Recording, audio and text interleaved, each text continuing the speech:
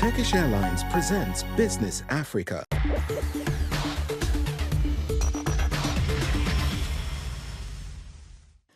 Bonjour et bienvenue dans cette nouvelle édition de Business Africa. Je suis Afolake Oyinloye. Et voici les titres. La production pétrolière de la Libye chute en raison de la crise de la Banque centrale. L'instabilité prolongée du pays suscite de plus en plus d'inquiétudes.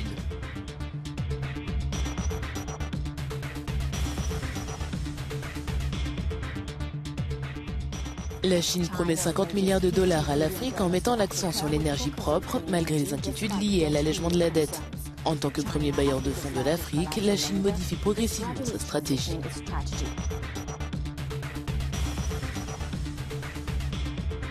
Face aux pertes post-récolte en Afrique de l'Ouest, les experts alertent des répercussions sur les revenus et le bien-être de la population.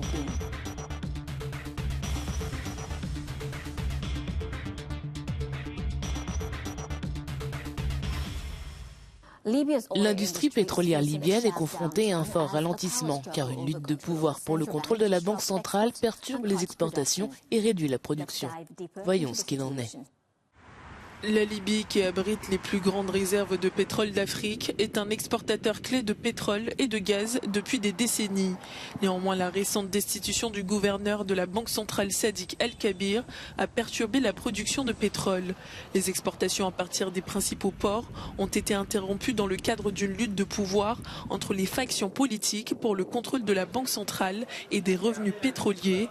Étant donné que 90% des dépenses, des salaires et des importations de la Libye dépendent des recettes pétrolières, contrôler la Banque centrale revient à contrôler les finances du pays.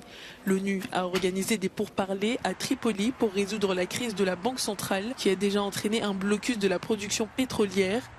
Si la situation persiste, les salaires de l'État, les opérations bancaires et les importations seront gravement affectés. Cela engendrerait un gel de l'économie libyenne et du commerce international.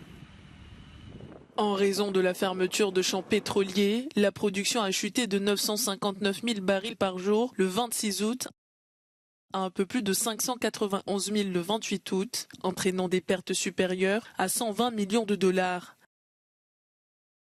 Le 3 septembre, les organes législatifs libyens se sont donné 30 jours pour nommer un nouveau gouverneur de la Banque centrale, ce qui laisse espérer une résolution du conflit sur les revenus pétroliers. Mohamed El-Jar, associé gérant de Libya Desk, nous rejoint pour en discuter. Bienvenue dans l'émission. Quel sera l'impact de l'éviction du gouverneur de la Banque centrale sur l'avenir de la banque et sur la vie des Libyens ordinaires ? La Libye exporte du pétrole et importe tout, des médicaments à la nourriture en passant par les vêtements.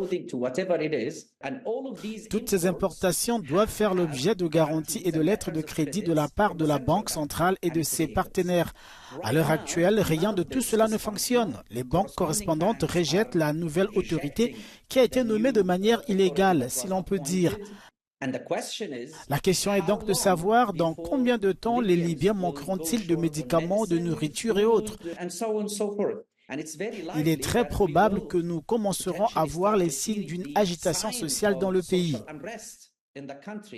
Et nous commencerons à en voir les signes en ce moment même, car il y a maintenant une pénurie de carburant, il y a un problème d'électricité. L'impact est donc bien réel sur les moyens de subsistance des Libyens. L'impact est également réel sur la réputation de la Banque centrale de Libye auprès des institutions internationales, des institutions et des systèmes financiers. Si la situation se prolonge, il est fort à parier que les dommages seront irréparables. Est-il vrai que celui qui contrôle la banque contrôle le pétrole et le pays ? Il existe deux institutions clés en Libye aujourd'hui. La Compagnie nationale de pétrole, qui est l'institution technique chargée de l'exploration, de la production, de l'exportation et de la commercialisation de ressources pétrolières du pays, ainsi que la gestion de ces ressources. Une fois que la National Oil Corporation vend le pétrole, les revenus sont versés sur les comptes de la Banque centrale. Le processus est censé se dérouler ainsi. Et oui, la Banque centrale a alors le pouvoir de liquider les dépenses et d'allouer le budget. Mais elles ne contrôlent pas le pétrole. Le pétrole est donc sous le contrôle de l'armée nationale libyenne basée à Benghazi, où du moins 85% des installations pétrolières sont situées dans des zones contrôlées par cette armée. C'est ce qui crée cet équilibre. Pour expliquer aux téléspectateurs et au public présent, la Banque centrale est censée être dirigée par l'exécutif, c'est-à-dire le gouverneur de la banque, mais il doit également y avoir un conseil d'administration qui décide de la politique à suivre. Cela lui a donné trop de pouvoir. Cela a également eu un impact sur l'intégrité de la gestion de la politique monétaire en Libye, sur l'intégrité de l'institution elle-même. Cela lui a donné un pouvoir que tout le monde voulait contrôler, d'où la situation actuelle. Pourrait-il avoir un impact sur les exportations de pétrole vers les pays européens ?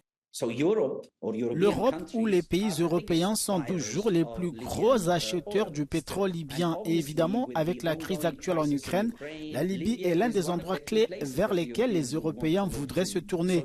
Aujourd'hui, la Libye a perdu près de 65% de ses exportations. Le problème, c'est que l'on s'attendait à ce que cette crise soit résolue très rapidement et à ce que les Nations Unies signent rapidement un accord. Ce que je constate, c'est que les marchés internationaux de l'énergie ont été plutôt optimistes et se sont accommodés de la crise en Libye, pensant qu'il y aurait une solution rapide. Ils commencent à penser que cela n'arrivera pas. Il semble qu'il pourrait s'agir d'une crise de longue durée qui entraînera une fermeture prolongée des installations pétrolières et toute fermeture de pétrole pour des raisons politiques dure généralement plus longtemps. Merci, Monsieur El-Djar. Merci beaucoup. Merci.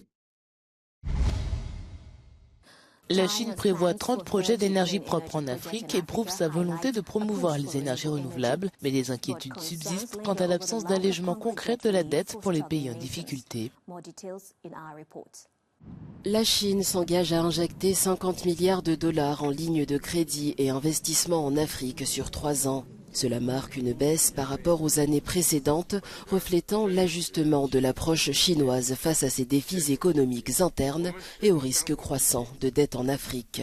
Parmi les annonces phares du sommet, la Chine a dévoilé son plan de lancer 30 projets d'énergie propre, mettant l'accent sur les énergies renouvelables.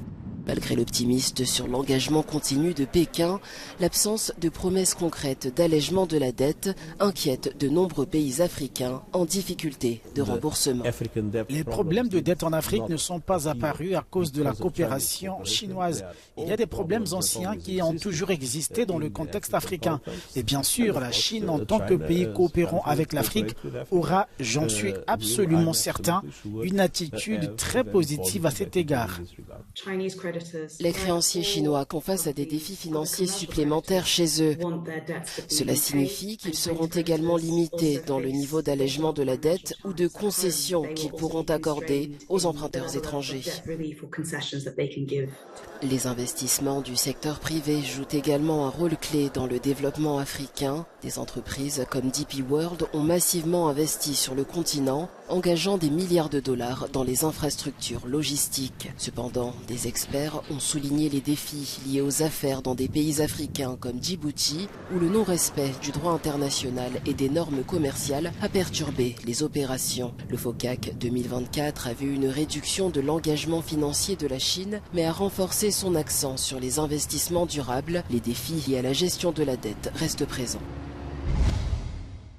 Le gaspillage alimentaire en Afrique de l'Ouest s'aggrave, coûtant des milliards et affectant des millions de personnes. Au Nigeria et au Ghana, 30 à 50% des aliments sont perdus en raison de l'inefficacité du stockage et de la production. Reportage de Tessem Akende. Au Nigeria, Tachelom Silas produit de la tomate qu'elle vend sur le marché de Jos. Mais pour cette fois, l'agricultrice est arrivée avec seulement la moitié de ses produits. Certaines tomates cueillies à mon goût ont pourri à mi-chemin. Je les ai jetées avant d'arriver au marché de Jos. C'est vraiment douloureux parce que les écoles reprennent et j'espérais payer les frais de scolarité de mes enfants avec la vente des tomates. L'Agence américaine pour le développement international indique qu'environ 50% des produits agricoles du pays, estimés à environ 2 milliards de dollars, sont perdus après la récolte. Au Ghana voisin, environ 30% des denrées alimentaires sont perdues chaque année en raison de dysfonctionnements post-récolte. Cette usine sur ce territoire tente de résoudre le problème en transformant les produits des petits exploitants confrontés aux défis logistiques. Cependant, les efforts de l'entreprise ne suffisent pas à compenser les pertes. Selon les experts, la perte de récolte en rajoute au déficit alimentaire dans la région. Les Nations Unies estiment que près de 55 millions de personnes souffrent de la faim en Afrique de l'Ouest et du Centre. Et selon toujours l'institution, il est impérieux d'investir dans le domaine pour la conservation des produits. Même lorsque les étrangers veulent venir sur le continent et dans la région, par exemple en Afrique de l'Ouest, puisque nous en parlons, ils ne voudraient pas s'aventurer sur un terrain vulnérable. La communauté sous-régionale est engagée à lutter contre la faim et les pertes alimentaires. Une task force multinationale mixte est en place pour encourager les agriculteurs à cultiver et les investisseurs à installer davantage d'usines pour la transformation alimentaire dans la région. Voilà qui conclut cette édition de Business Africa. Merci de nous avoir rejoints. Pour d'autres articles de fond sur les affaires et les dernières actualités, restez à l'écoute d'Africa News et d'africanews.com.